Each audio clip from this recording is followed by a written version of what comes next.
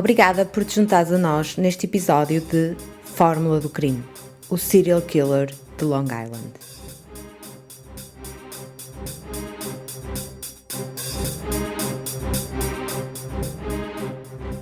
Anteriormente, em Fórmula do Crime, o serial killer de Long Island. Peaches é a mãe da menina pequena encontrada a 4 de abril de 2011 e que restos adicionais desta vítima já tinham sido localizados a 28 de junho de 1997 numa outra localização. 1997. Há quantos anos anda este assassino a matar? Incrível!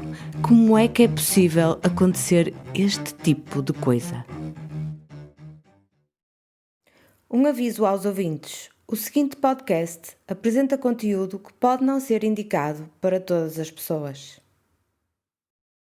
Este episódio é continuação do anterior. Por isso, se apenas nos estás a ouvir agora, vai até o nosso podcast e seleciona o episódio 1 para não perderes pitada deste caso. Mais de uma dezena de vítimas aparecem junto à costa, na berma de uma movimentada estrada. Durante mais de uma década, não há suspeitos ou detenções. Até agora. Olá, eu sou a Isabel Formelista e esta é a Fórmula do Crime. Hoje estou cá para falar sobre suspeitos improváveis e uma detenção. Como já nos apercebemos, a investigação dos assassinatos não foi perfeita e houve muitos percalços que, de certa maneira, impediram que ela se desenrolasse de forma normal. O interveniente que neste aspecto tem gerado mais controvérsia é James Burke. James Burke começou a trabalhar no Departamento de Polícia de Nova York no início da década de 80. E mais tarde migrou para o Departamento de Polícia do Condado de Suffolk. Em 1995 foi alvo de uma investigação por parte dos assuntos internos. Portanto, uma investigação dos próprios serviços, onde avaliam o comportamento dos seus colaboradores e veem se realmente eles estão a comportar-se de acordo com os estándares que lhes são impostos. Durante esta mesma investigação, descobriram que Burke se tinha envolvido com uma mulher que à data estava relacionada com negócios de prostituição e de droga. Para além disso, apuraram também que manteve atos sexuais em veículos oficiais das forças policiais enquanto estava de serviço e se encontrava vestido com o respectivo uniforme. Um comportamento nada ético, portanto. Não obstante tudo isso, em 2012, no ano em que se seguiu ao desaparecimento das últimas vítimas em Long Island, James Burke foi nomeado chefe da polícia do Departamento do Condado de Suffolk pelo executivo do condado, Steve Bellone, e manteve essa posição de 2012 até 2015. Durante este período, supervisionou a investigação dos assassinatos em série.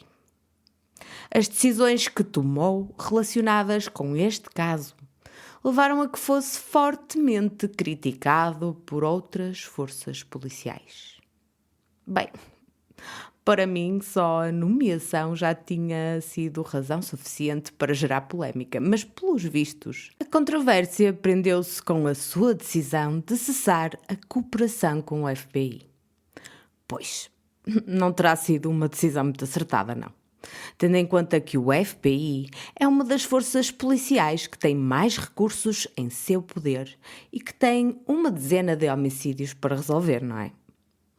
Para piorar as coisas para o seu lado, em maio de 2013, o FBI e o Gabinete do Procurador dos Estados Unidos abriram uma investigação a um alegado ataque perpetrado por Burke a um suspeito que se encontrava sob a guarda da polícia.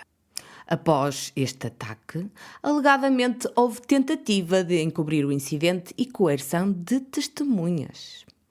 Então, o chefe da polícia, o Sr. James Burke, foi acusado de atacar o assaltante Christopher Loeb, que tinha sido detido pelo delito.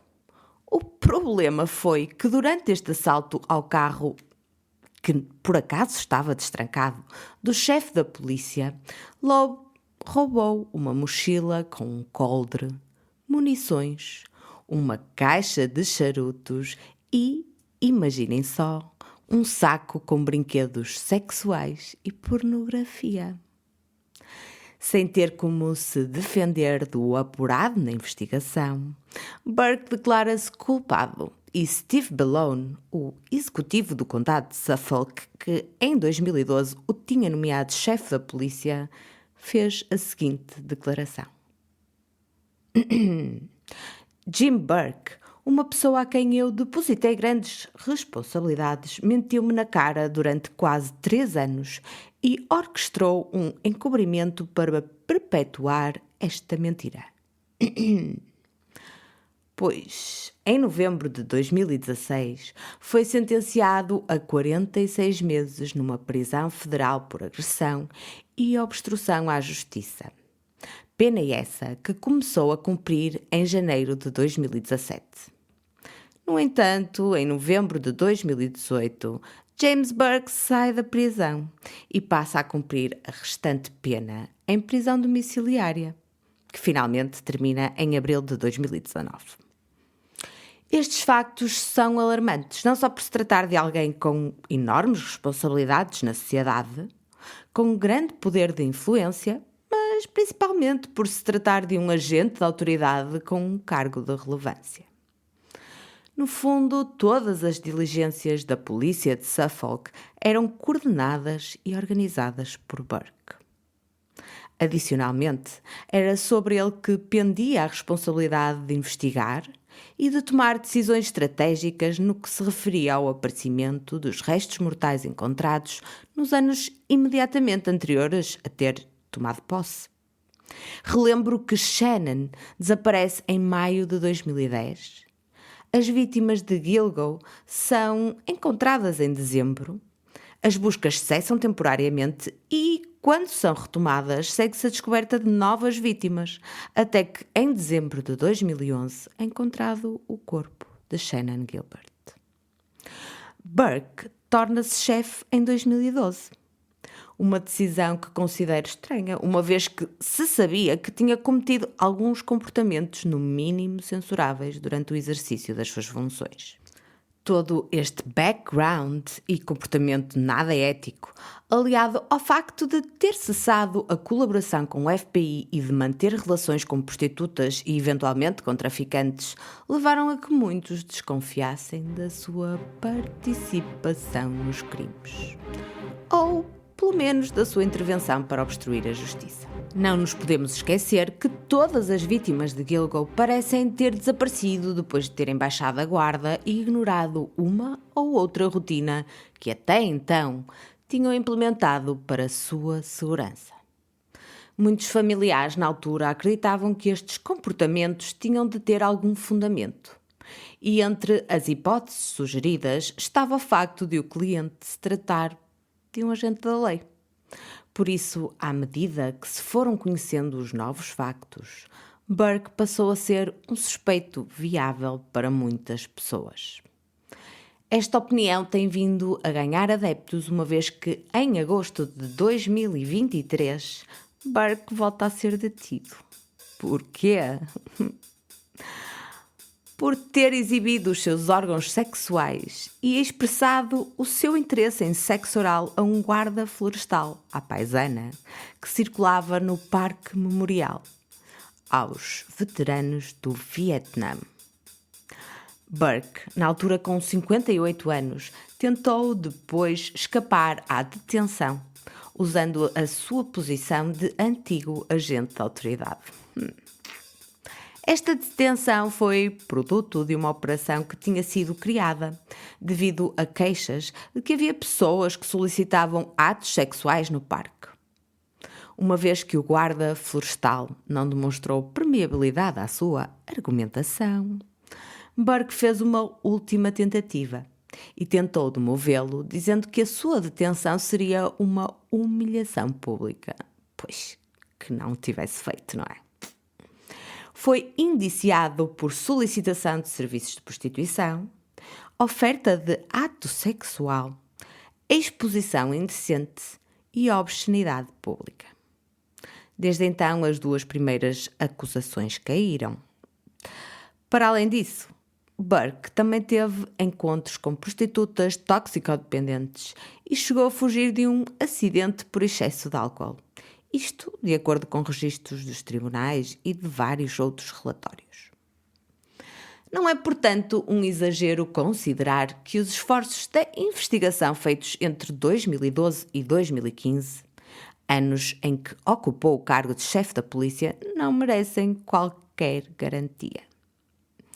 E reparem, estes seriam os anos mais importantes, quando, teoricamente, era mais fácil recolher pistas, avaliar registros, imagens, testemunhos mais claros e frescos. E se há um serial killer à solta, o que muito provavelmente existe, vai continuar até ser apanhado? Haverá mais vítimas, mais famílias enlutadas e com o passar do tempo será mais difícil chegar à sua identificação. No entanto, este vil assassino continuará com a sua vida, terá liberdade e poderá continuar a caçar. As vítimas, essas, não poderão sequer respirar mais uma única vez. A verdadeira viragem da página aconteceu a 1 de fevereiro de 2022. Há pouco menos de 2 anos, portanto, quando foi criada uma força de investigação conjunta. Nesta força participaram vários ramos da estrutura policial. Não foram poupados esforços e os egos foram colocados de lado. Infelizmente, esta questão dos egos dificulta muitas vezes a comunicação e a cooperação entre agências policiais, principalmente quando está em causa a resolução de casos intrincados, polémicos e mediáticos. Infelizmente, tem sido comum cada força da autoridade querer manter para si própria informações fulcrais, de forma a conseguir ficar com os louros da operação e ser a responsável pela identificação do criminoso. Felizmente, este não foi o caso, e todos se uniram para analisar as diligências que tinham sido efetuadas até então, rever todas as informações e testemunhos conseguidos, bem como explorar novas metodologias e teorias. Nesta força de investigação participaram pessoas do Gabinete do Procurador, do FBI, da Polícia Estadual, do Gabinete do Xerife, o Comissário de Polícia de Suffolk e a Unidade de Detetives do Condado de Suffolk. Houve ainda uma outra colaboração de outras forças policiais. Cerca de 6 semanas depois, reparem, 6 semanas, aparece o primeiro suspeito no caso. A sua identificação foi feita com a ajuda de uma investigadora do estado de Nova York e a utilização de uma base de dados. A Força de Investigação Conjunta, através do Grande Júri, pediu mais de 300 ordens judiciais e mandados de busca que permitiram a investigação da vida do suspeito e que, a 13 de julho de 2022, levaram à sua detenção. É incrível o que o ser humano consegue fazer quando realmente se compromete e se une em relação a um objetivo. Note-se que durante mais de uma década ninguém tinha conseguido sequer chegar a um nome que levantasse suspeitas fundadas, num dos mais inquietantes e violentos casos por resolver que os Estados Unidos já presenciaram. E em apenas 6 semaninhas, um conjunto de bons investigadores conseguiram chegar a um nome que consolidaram em... Mas em questões práticas, se tinha sido tão difícil fazer evoluir a investigação, mesmo depois de 2015, quando Burke abandonou a posição de chefe da polícia, como é que realmente chegaram até este suspeito? Este suspeito é identificado no que se refere às 4 vítimas de Gilgo. As primeiras vítimas encontradas em dezembro de 2010, a quando da busca por Shannon. A relação entre as 4 era óbvia, uma vez que Melissa Barthélemy, Maureen Brenner Barnes, Megan Waterman e Amber Costello foram encontradas em locais semelhantes. Todas tinham estatura baixa, a mesma ocupação e usavam a mesma forma para publicitar os seus serviços. Estavam amarradas na cabeça, peito e pernas e envolvidas em serapilheira. Não aquela serapilheira normal que costumamos ver por aí, mas uma serapilheira especial com padrão camuflado, que foi intencionalmente utilizada para esconder os corpos. O assassino comunicava com todas elas por via de um cartão de telemóvel sem registro, pré-pago e, portanto, anónimo. O que revela que os crimes não foram cometidos inadvertidamente num qualquer ato impetuoso ou de ocasião. Muito pelo contrário, foram meticulosamente preparados e premeditados. Tinha um cartão dedicado a cada uma das 4, que era descartado pouco depois do crime. Como parte das diligências investigativas, procederam à comparação entre as localizações dos telemóveis das vítimas e dos respectivos cartões pré-pagos. As semelhanças eram gritantes. Havia uma associação clara entre 2 zonas específicas de especial interesse em Massapequa Park, em Long Island, e em Manhattan, na cidade de Nova York. A força de investigação chamou as 2 zonas de caixas. Os participantes desta força determinada tiveram também o cuidado de rever e analisar todos os testemunhos.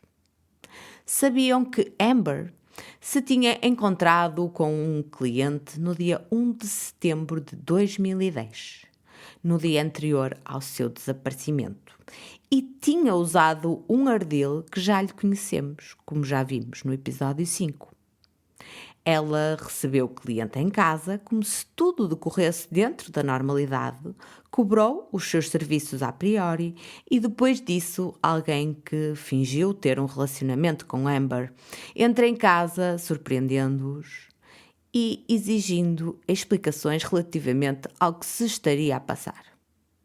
O cliente sentiu-se desconfortável e abandonou a residência. O dinheiro ficou com Amber e o cliente não o chegou a recuperar. Bem, isto não é novidade, como já tínhamos visto nesse episódio. Amber chegou a usar esse mesmo estratagema com outras pessoas, apesar de depois ter desistido de o fazer, devido às ameaças dos visados e visto que continuavam a residir na mesma casa, não é? Não tinha muita lógica, as pessoas que queriam acertar contas podiam se dirigir até à casa e tentar recuperar o dinheiro ou até, de alguma forma, conseguir fazer algum mal a qualquer um dos residentes. O cliente em questão desse dia foi visto e descrito como um homem muito alto, com altura entre 1,93 m e 1,98 m, portanto era mesmo muito alto. Estrutura larga, mas não necessariamente musculada. Usava óculos, era caucasiano e tinha cabelo escuro. Conduzia uma pick-up Chevrolet Avalanche de primeira geração escura que tinha uma estrutura triangular distintiva entre a zona da cabine e a zona de carga. Em março de 2022, a tal investigadora do estado de Nova Iorque usa uma base de dados de veículos e consegue chegar ao nome de um suspeito que parece preencher todos os requisitos. Rex Heuermann, o detido, mede 1,93 m de altura, tem uma constituição física larga, embora não musculada, usa óculos, tem cabelo escuro. À data dos factos, possuía um Chevrolet Avalanche de primeira geração e vive desde sempre no número 105 da Primeira Avenida em Massapequa Park. Lembram-se? Esta era uma zona específica que estava integrada numa das caixas. Para além disso, trabalha em Manhattan e, na altura, o endereço do local de trabalho também estava abrangido pela zona específica da outra caixa, que o FBI já tinha identificado em 2012. Interessante. Realmente tudo parece bater, certo? E apesar de termos consciência das muitas falhas, nas primeiras investigações, houve departamentos que efetivamente fizeram o seu trabalho e não falharam. Temos de lhe fazer justiça. Contra todas as probabilidades, tendo em conta o tempo passado entre o desaparecimento das vítimas e a descoberta dos seus corpos, foram recuperados elementos-chave de prova.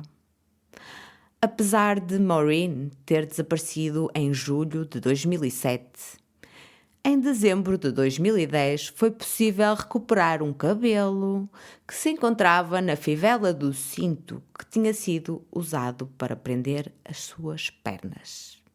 Por falar nisso, o cinto também não era um cinto normal e tinha umas iniciais que podiam ser HM ou MH, dependendo da forma como colocávamos o cinto para ler. Há até fotos que foram divulgadas pela polícia na tentativa de identificar quem era o proprietário do cinto. Continuando. Junto a Megan Waterman foram recuperados 3 cabelos encontrados entre a zona das pernas, na sarapilheira, que envolvia, e na fita utilizada. Amber Costello, a última a desaparecer, carregava também um cabelo que não era seu e que foi recuperado. E agora pensamos, bem, se há cabelo, há ADN. Pois, o problema está mesmo aí. Haver até poderá haver. Só que, como estes cabelos passaram muito tempo expostos às mais variadas condições ambientais, estavam muito degradados. E na época, as técnicas tradicionais de análise de ADN não podiam ser utilizadas. Por esta razão, foi impossível extrair outras informações a partir destes elementos de prova tão promissores. Esta linha de investigação tinha chegado a um beco sem saída e teria de prosseguir por outras vias. Portanto, em 2012, as autoridades já tinham conhecimento da existência destas 2 caixas, que constituíam zonas de interesse.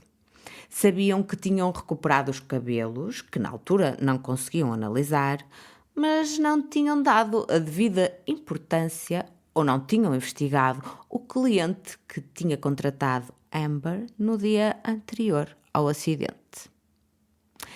E neste momento, em 2012, o que é que James Burke faz? Afasta o FBI. Enfim. E esse foi o pormenor que fez toda a diferença. Uma vez que, em 2022, com as evoluções científicas, a Força de Investigação já tinha outras técnicas inovadoras ao seu dispor. Mais precisamente, a técnica de análise de ADN mitocondrial, que foi utilizada para analisar o ADN dos cabelos encontrados em cada uma das vítimas. Munidos com a informação genética obtida e com a identificação de um suspeito, era imperativo confirmar que Rex Heuermann era efetivamente o responsável pelos assassinatos das 4 vítimas de Gilgo. Pelo menos dessas. As provas existentes foram, entretanto, consolidadas através de outras informações obtidas com mandatos judiciais.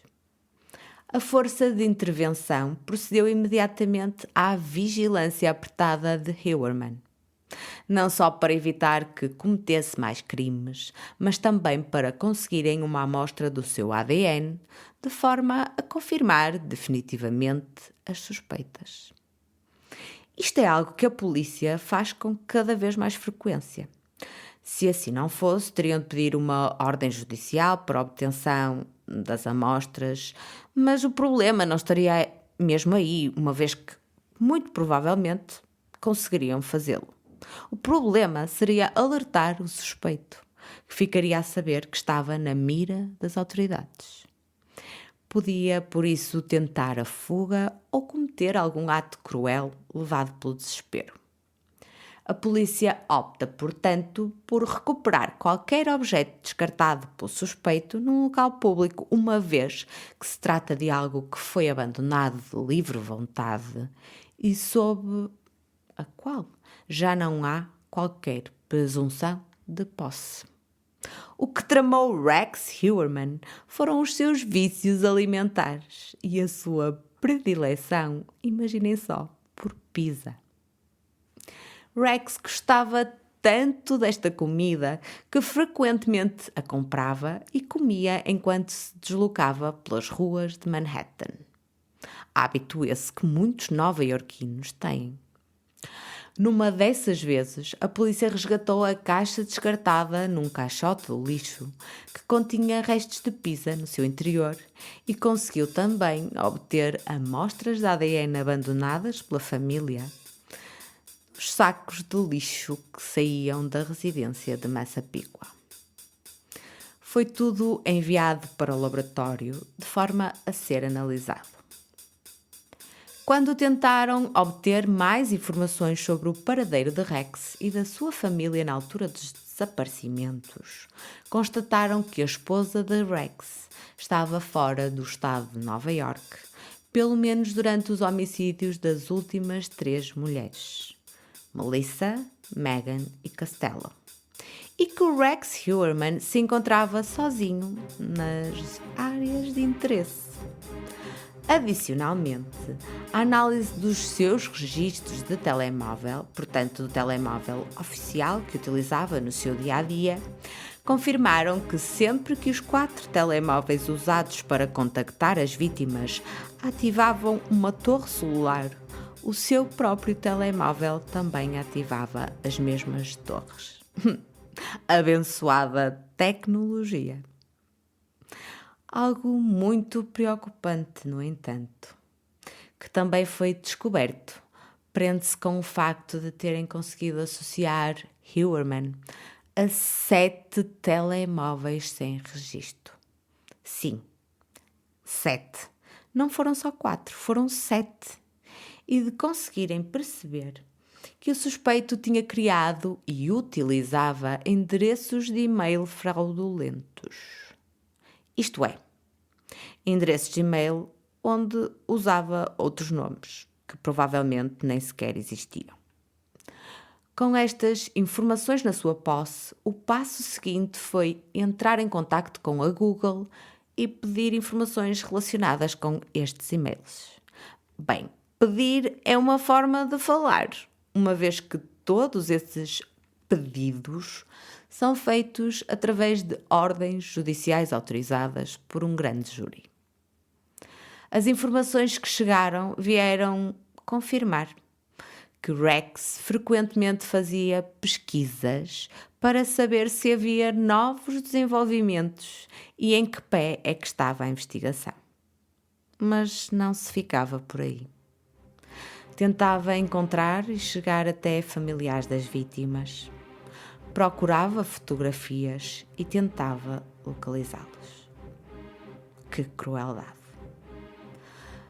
Para o horror de muitos, fazia também muitas pesquisas relacionadas com pornografia, abusos, tortura, violações e morte de mulheres.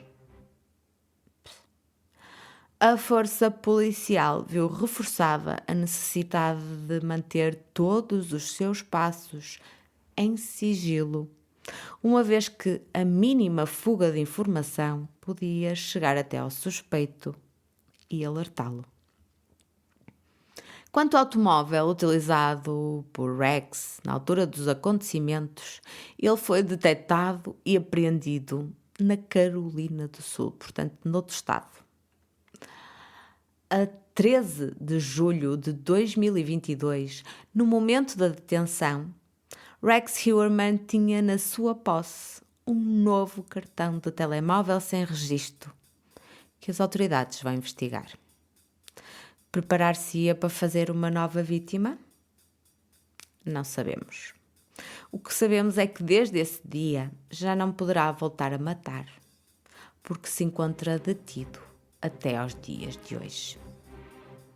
Isso se realmente as suspeitas se confirmarem, claro.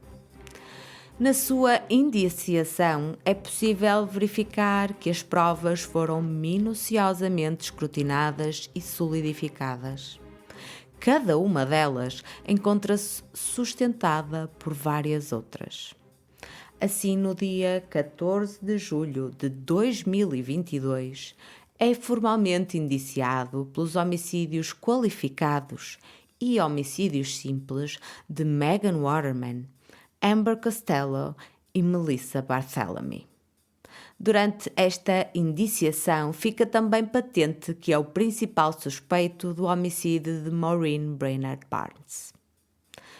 Na minha opinião, talvez seja mais difícil de obter prova tão contundente neste último caso, já que os registros telefónicos em questão datam de 2007. E, segundo o que me recordo, esse foi um período onde se deu grandes revoluções tecnológicas. E se calhar é mais difícil conseguir chegar até eles, mas isso são apenas suposições. Na resposta ao pedido de fiança, o Ministério Público sublinhou a natureza hedionda dos delitos e todos os esforços que o arguido fez para evadir a justiça, quer através do uso de telemóveis sem registro, de e-mails fictícios ou das buscas de informações relativas à investigação, o que também é chamado de contravigilância. Salientou o histórico de posse de armas de fogo e pediu que Heuermann fosse mantido em prisão preventiva sem direito a fiança. Heuermann mantém-se preso até aos dias de hoje. A sua casa, hoje em dia, é uma cela com 5 metros quadrados, um bocado pequena para o seu tamanho, não? Mas, segundo os relatos de alguns agentes da autoridade, o seu comportamento é o de alguém que aceitou o que lhe aconteceu. Depois de ser detido, foram feitas várias buscas na casa de Heuermann e noutras propriedades. Uma das coisas que mais me pôs em alerta foi o facto de ele possuir 200 armas de fogo que foram encontradas no piso inferior da moradia de Massapequa Park. 200 armas de fogo. Eu sei que na América é normal toda a gente ter armas de fogo. Eu sei que ninguém dá a devida importância ao perigo de se ter armas de fogo, principalmente quando elas não estão colocadas em locais adequados e barrados ao resto do público. É surpreendente, ou não, se calhar é chocante a quantidade de acidentes com armas de fogo que não estão guardadas em locais adequados e que estão disponíveis para que qualquer pessoa possa chegar até elas. E todos nós sabemos o fascínio que as crianças e pessoas jovens, adolescentes, têm pelas armas de fogo, porque toda a gente vê na televisão, nos jogos, o que é que uma arma de fogo pode fazer. Mas ninguém pensa que, ao pegar nela, pode acontecer um acidente. Caros formulistas, as armas de fogo existem para estar com as forças das autoridades, com os exércitos. Não existem para estar nas nossas casas. Se por alguma razão houver necessidade de ter uma arma de fogo em casa, por favor, tranquem-na a 7 chaves e engulam a chave.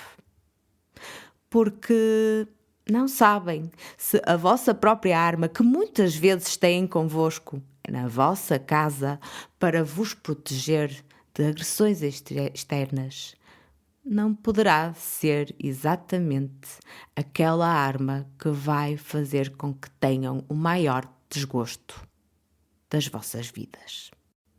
Este episódio está a chegar ao fim, mas antes tenho de vos dizer que a esposa de Rex Heuermann, entretanto, depois de ele ser detido, pediu o divórcio.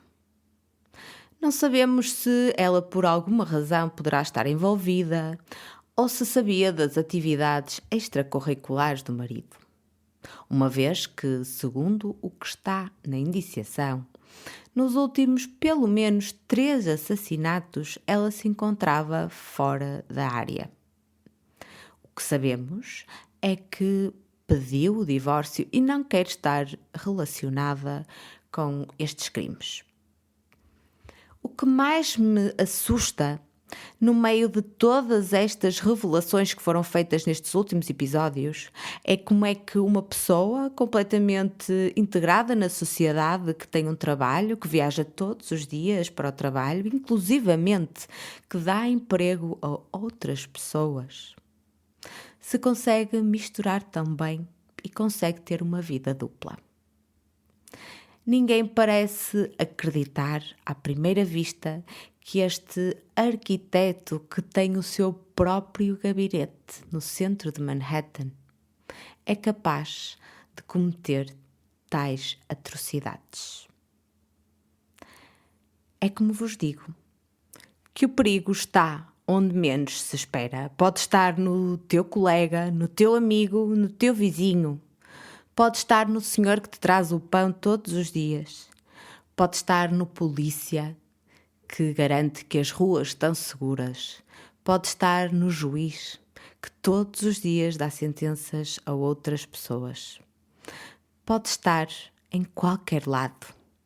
Por isso é que temos de criar uma sociedade atenta aos mais ínfimos pormenores. Podemos ser participantes ativos.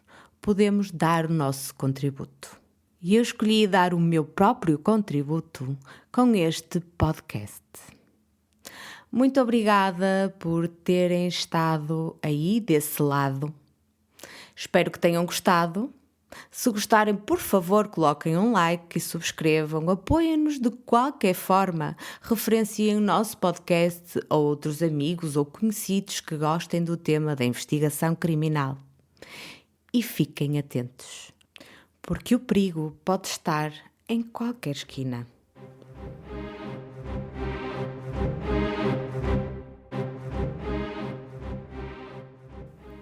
Esta foi uma produção de Fórmula do Crime, a equipa que te traz os crimes reais em português.